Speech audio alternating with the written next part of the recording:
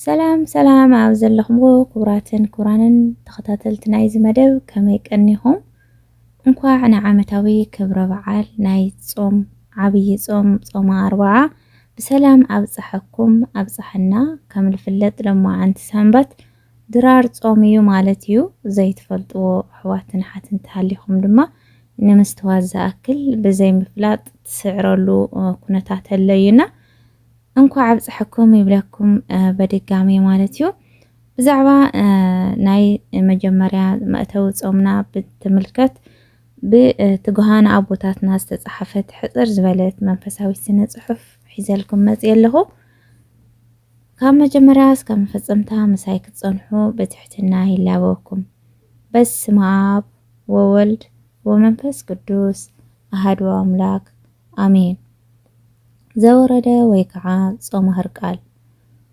وألبو زعرقه وسط سماي زأنبله زورده أم سماي والد أقواله أم هيا بزيتي كاب سماي زورده ود سحب ناب سماي زديبه حدقا يلبون يوحنس معراف سلسته فقد عسر سلسته زورده زبل سمو انتاي زملكتيو أرثوذكساويت هاورياويت كلاويت قدس بيت كريستيان زخانات قدس يوحنس كم زنجرنا بزي اتي كاب سماي زورده ود سب ناب سماي زليبه حدا قا يلبون يبلنا زورده مالت ارق سلام نادام تسفا أبو زفصملو تنبيت نبيات بحقي استرايلو سوايا بوتات قداماويان باهتاويان زبصحلو سواي كهنات فصمة زرخبلو كيدان عدام مسيح كريستوس مولادو زنجرلو ناي فقر ناي نسها ناي بسرات أواج زوجلو زمن إنا زلنا دق እግዚአብሔር زورده مالت أملاك سب كونه سب أملاك كونه مالت يو صوم هرقال كصوم مخنيات زخونه بشدشميتي 14 عامة مرت حدا زترجمة كيروس تبهاله ناي فرس نقوس نبره نيورساليم كتما بمورار طورنت عوجة 60,000 زباصحو سبات أقصيلو 10,000 سبات زأخلو سبات أقتيلو 3,000 زخونو سبات دما ماريخو يورساليم كتما أقاصيلو وريرو ناب فرس بابيلون عدو تملسه شعو جيزي كاب طورنا زملطو برخا ببعتي أتيوم تحابيوم زنورو إسرائيلاويان تاكيوم كاب 14 عامت نتحتي بشدشميتن إسران شمونتن عامة مرات حزنومون مكرومون سغايمون زباصحوم قفعي بدل نكريستيان نقوس ناي روم ننقوس هرقال نقروا وررا مسقبرة نقوس كيريوس ناي فرس بابيلون نقوس نيورساليم وريروا ناي قويتانا أملاخنا مدحانينا يسوس كريستوس سغللو مسقل ماريخو ناب فرس بابيلون مسيدو سلازنبرة مؤمنان ان حزنو ينورو نورو نقوس هرقال بيزاخا ناي قويتانا مسقل استمارخ كاب فرس بابيلون أملسلنا إلوم لمنوو السدما حاوريات سب زقتله عدما لكعو يصوم سلازولو كامي كغبر بولوم نحنا دقخا كريستيان نهاتكا عدما تخفيلنا كنصومو إنا بلوو بيورساليم زنورو مؤمنان حدا سمون نعخا ننقسنا هرقال كنصومو الكاينا إلوم تسمامعو ناي فرس عدي وتهدر أختتو ناي قويتانا مسقل كافريساويان إيد منتيلو حيزو ناب يورساليم كتما تملسه نقوس هرقال حدا سمون بصيحوم ناي نقوس هرقال صوم اتوم حزبي تخافيلوم ጾሙ ብዝግባእ ጾምዎ ድማ ጾም ህርቃል ምስ ጎይታና ጾም ክጽዎም ዝተገበረሉ ምኽንያት ንጉስ ህርቃል ናይ ኢየሩሳሌም ጸላኢ ዝነበረ ናይ ፈሪስ ባቢሎን ንጉስ ኪርዮስ ጦርነት ገጢሙ ስለ ዝሰዓረ ዝተማረኹ እስራኤላውያን ናብ ዓዶም ስለ ዝመለሰ ሃፍቶምን ንብረቶምን ጥሪቶምን ዝተዘይቃረየ ኣምሊሶሎም እዩ። ንጉስ ህርቃኤል ናይ እስራኤል መንግስቲ ስለ ዝመለሰ ጾም ክጽወመሉ ተገበረ ማለት እዩ። ቀበላ ማለት ጻኡ ተቀበሉ መርዓዊ ሰማያዊ ክርስቶስ ማለት ናይ ሰማይ መርዓዊ ዝኾነ ክርስቶስ መጻኹም ተቀበሉ ማለት እዩ። ቅበላ ክበሃል ከሎ ከም እንስሳ ኣራዊት ዘገዳም አንበሳ ነብሪ ካልኦት ስጋ ዝቅበሉ ዝበልዑ እንስሳት ክንከውን ኣይግባአናን እዩ። ቅበላ ዘይብሉ ጾም ኃጢአት እዩ እምብል ሰባት ኣይንጠፍእን ኢና ካብ ባዕለይ ጀሚሩ ቅበላ ማለት ንጾም ሰዓት ርእስነ ብንስሓ ብተሰበረ ልቢ ኮይና ናይ እግዚአብሔር ቀሪብና ዝሰራሕናዮ ኃጢአትና በደልና ብንስሓ ሳሙና ክንሕጸብ ይደልየና እዩ።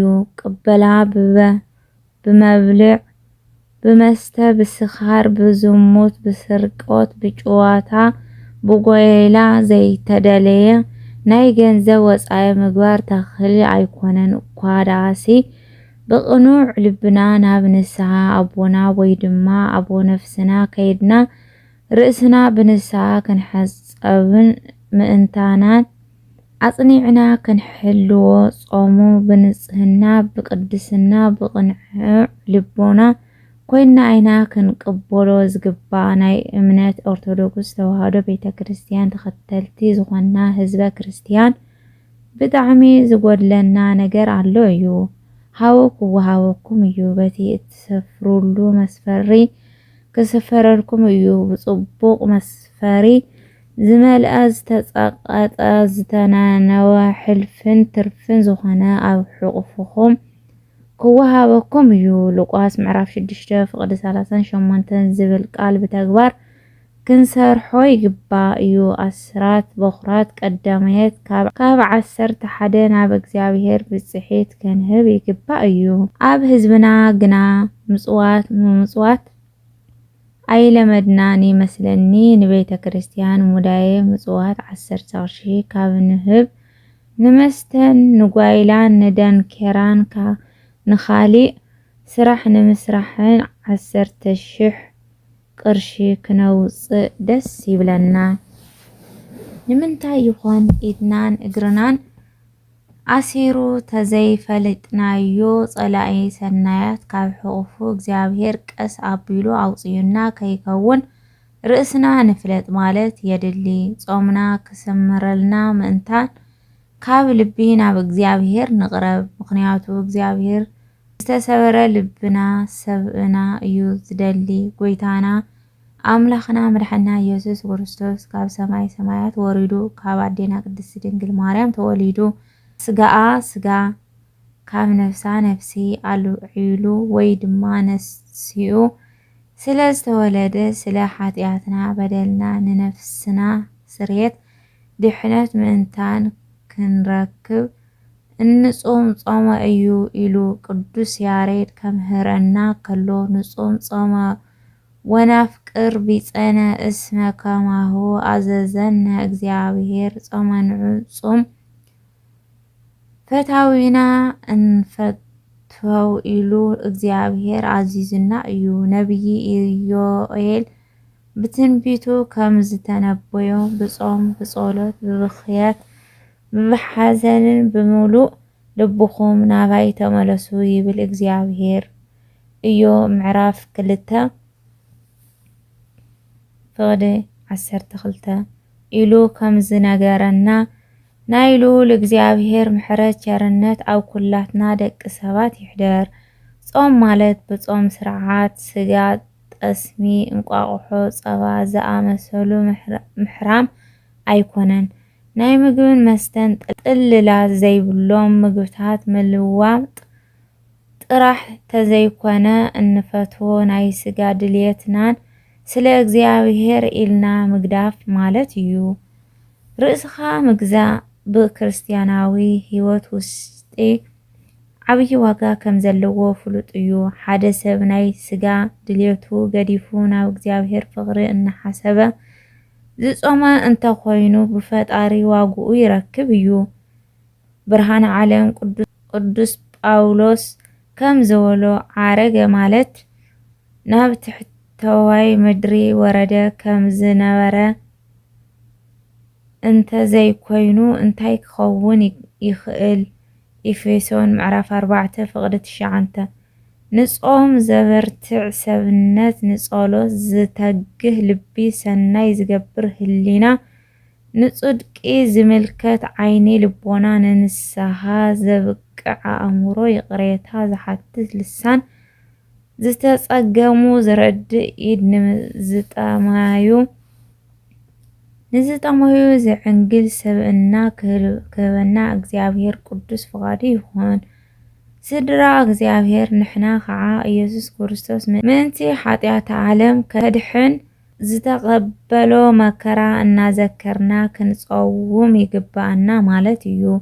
ጾምና ጾመ ድሕነት፣ ጾመ ስርየት፣ ጾመ ፍቅሪ፣ ጾመ ምትሕስሳብ፣ ጾመ ሓድነት፣ ጾመ ትሕትና፣ ጾመ ራህዋ፣ ጾመ ሰላም፣ ጾመ መስተስረይ ኃጢአት ይግበረልና።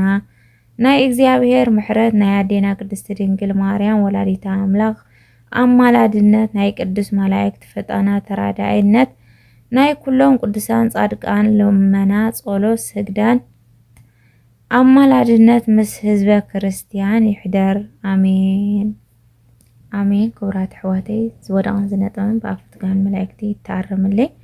ብጣዕሚ ደስ ዝብል ብሰፊሑ እዩ ተጽሒፉ ብኹራት ኣቦታትና ማለት እዩ። ስለዚ ጾምና ብሰላም ጀሚሩ ብሰላም ከፈጽመና እግዚአብሔር አምላክና ቅዱስ ፈቃዱ ይኹን። ከምቲ ከምቦ ዝጸናሕኹ እዚ ኩሉ ክነተግሮ ድማ ሓይሊ ጽንዓት እግዚአብሔር አምላክ ይዓድለና። ዓይኒ ልቦናና ይብርሃና። ኩለኩም ፈቱ ኩራት ቤተሰበይ ከምቲ ናብቲ ዓብይ ጾም ዘብጽሕና እግዚአብሔር አምላክ ናፍቲ ዓብይ መፍትሒ ጾሙ ትንሳኤ ድማ ብሰላም ክብጽሕና እግዚአብሔር አምላክና ቅዱስ ፈቃዱ ይኹን። ካሊእ ግዜ ብካሊእ ርስቲ እስካብ ንራኸብ ክስካብ ስሑ ሰሰናዩ ንኩሉ ወዲ ሰብ ይኹን።